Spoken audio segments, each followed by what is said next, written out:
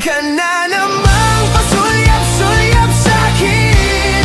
Lagi-lagi For today's video mga syurikat, padulong ko ani sa Grand Mall mga syurikat diri sa tibong ko. Kay naamang ko dito akong manghod nagulat sa kuha. Sa unang panahon ba katong wala pa ning Grand Mall tibong ko. Kailangan pa nato moatog downtown para makaatog mall. May gani karon kay najud mismo sa tibong ko gitukod ang GGT. Karon convenient na kayo pwede ra gani mo mabaktas. O tanawa guys ano Grand Mall tibong ko naman eh. Naapay Jollibee sa kilid. Tapos sa unahan gamay na ay Macdo sa atbang. Nga bag-ulang nag-open. Sayang lang kay wala ko nakato sa opening sa Macdo kay na busy ang syurikat. Pero sige lang makato lang yapon dira ang syurikat pohon sa Macdo. Tapos dire mga syurikat ang mga reaksyon sa jud sa ako ang malabyan dire. Og naapoy mga nakailakang syurikat. na lang paligaw-ligaw tingin.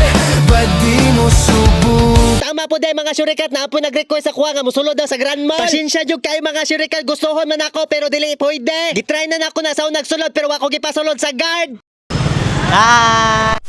Kan aminin. Idol. Di mo alam ako'y may pagtingin din. Ay!